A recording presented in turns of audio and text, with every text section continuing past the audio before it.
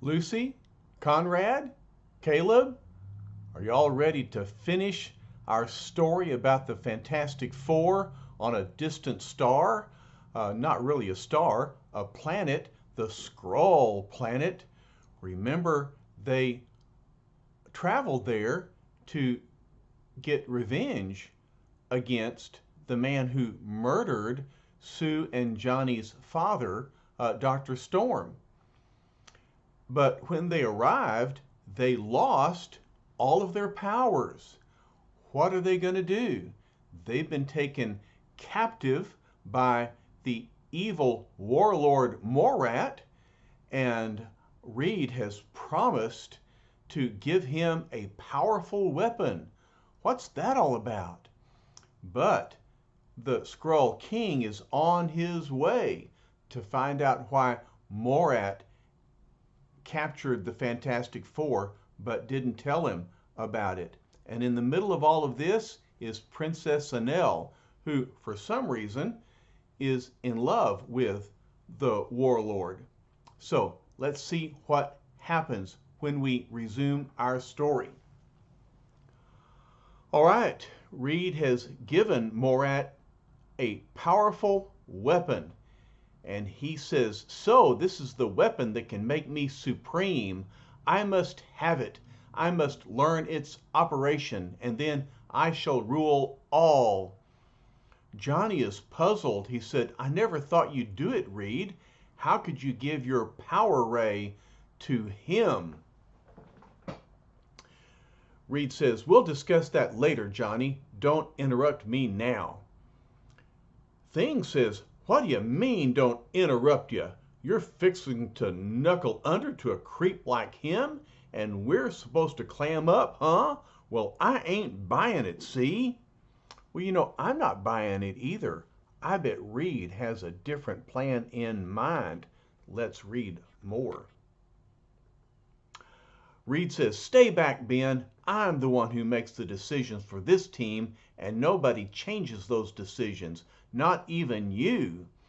Ben says, you turned that on me? On your own buddy? Why, you double-dealing, backstabbing, yellow-bellied crumb? Why did Reed turn that power ray on Ben? And then he says, I'll turn it on anyone who tries to stop me. And that goes for Johnny and even Sue. Survival is all that matters. Bzzz. Sue says, my darling, no. Johnny says, sis, look out. And the ray envelops both of them. Morat says, quickly, seize the power ray. Take it from the Earthling before he thinks to use it against us. Now that I see how easily it operates, we need delay no longer. Attack. And Mr. Fantastic says, no, you can't. You said you'd spare us. You promised. Johnny says, Reed, we trusted you, and you failed us. But has he failed? Look, the Skrull takes the power ray and turns it against Reed. Morat says, the fool reminds us of my promise. Show him what a promise means to Warlord Morat. The Skrull says, I do as you command, Warlord, but why does he not perish? And why do the others still live? What is it about this power ray? Look at what has happened. All four of them have their powers restored. Reed says it is because you are the fools. We needed that ray to restore our power. And as Reed stretches his body, the torch flames on. Ben feels his power returning, and Sue returns invisible. Torch says, wowee! We should have known old Reed did it again. He outsmarted him. Well, yes, he did. Thing says, oh, I knew it all the time. Yeah, right. And Sue realizes what we see. Reed is stretching, Johnny is flaming again, and I can turn invisible now too. And so Reed says, I hate to be an Indian giver, boys, but I'm taking this back now. Thwop. And so with his elastic body, he knocks out the Skrull and grabs the gun. He says, if you want one, you'll have to buy your own little erector set and see how handy you are, as if they could build a power ray gun themselves. But look, they have their own power guns, don't they? Morat says, shoot him, destroy them all. It will mean your lives if one of them escapes. Death to the Earthlings. Johnny says, the only way you'll be able to hit us, brother, is with spitballs. There isn't a weapon made that we can't handle. And he burns them to slag metal. All right. And the Skrull says, flee! Nothing can withstand the fury of his flames. Morat says, bah, I'm still warlord here. My remote-controlled ISO missiles will demolish anything that lives. And look, here come missiles flying out of nowhere. What will they do? Well, not much against mighty Thing. He says, not if I do a little demolishing of my own while they're passing by, Buttercup. Whoom! He used his powerful fist to destroy the missile.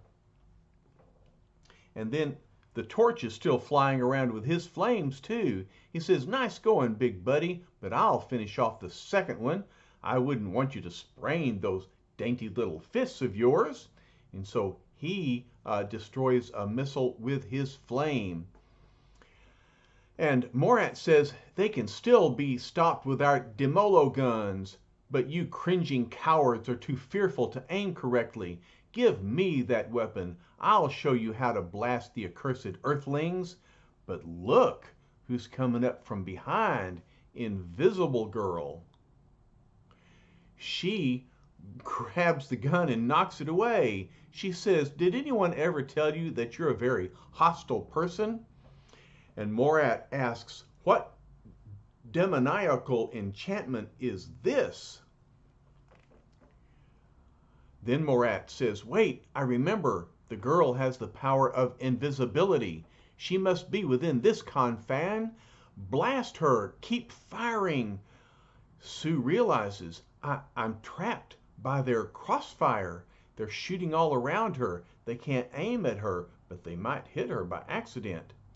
But then a charging mass of muscular fury plows into the hapless marksman.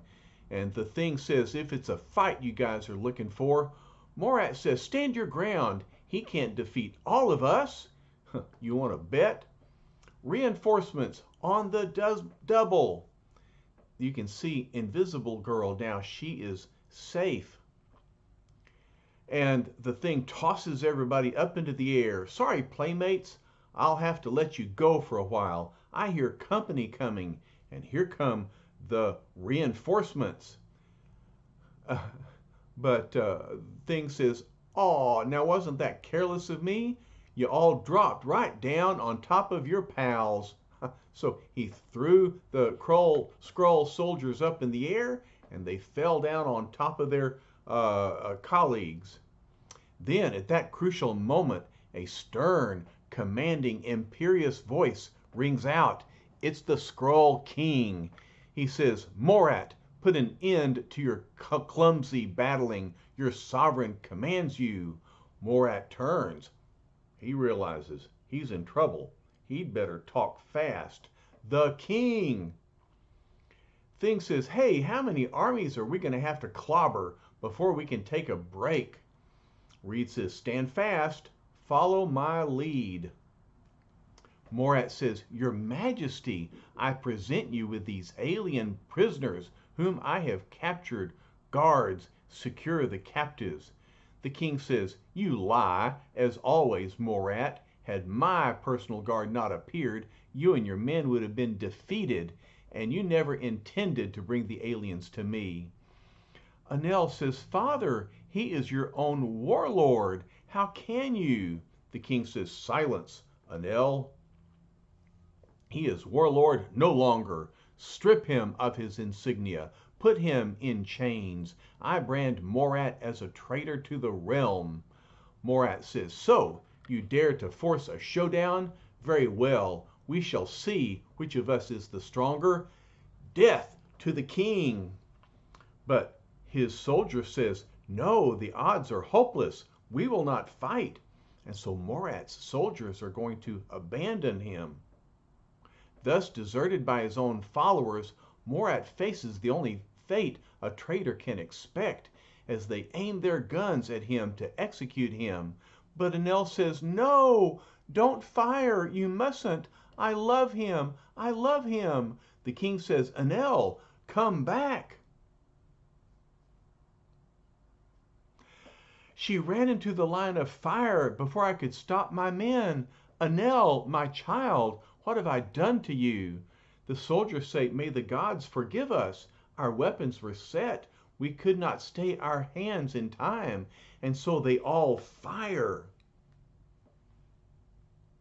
But though the deadly blasts strike the evil Morat with fatal effect, they seem to miraculously be deflected before they can strike the weeping princess who is directly in the line of fire. She cries out, Morat, Morat, oh no, no. Morat says, Stay back, my princess. I have failed. It is better this way. Life can hold no,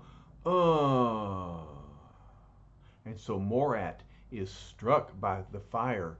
But look, something has guarded Anel from being struck by the ray guns. What do you think, Lucy? Who has saved Anel? Yes, it's the one who has the power of the invisible force field. But the king doesn't know that. He says, My daughter lives. She is unscathed. It is a miracle. Not quite, your majesty. Reed says, You have this girl to thank for your daughter's life. Anel was saved by her invisible force field. The king says, What? I must be grateful to an earthling? Though the very sight of you is repugnant to my eyes, you may ask any boon of me. You have earned the right. Reed says, There is but one boon you can grant. Give us the scroll responsible for the death of the prisoner you returned to Earth many months ago. For the victim of that infamous deed was this girl's father. Then I am doubly pleased at this turn of events, says the king. There is the one you seek. It was evil Morat who planned the deception. Morat the traitor. And now my debt to you is paid. With the slaying of Morat, Earth needs fear the Skrulls no longer. No, I don't believe that. I hope you don't believe that. The Skrulls are going to be back again.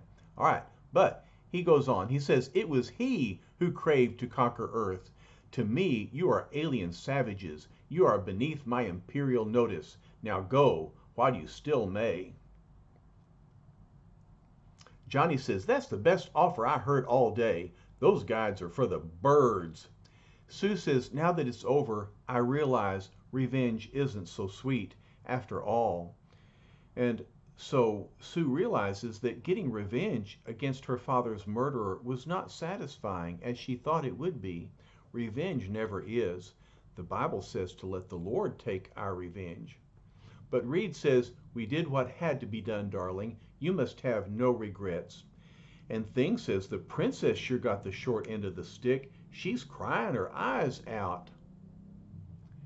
It's a different galaxy with a different race of living beings, and yet it seems that ambition and hate and love are the same everywhere in the universe. So even the Skrulls can feel the same emotions that humans feel. Perhaps we're not really so different from others, either on Earth or in the endless void of space.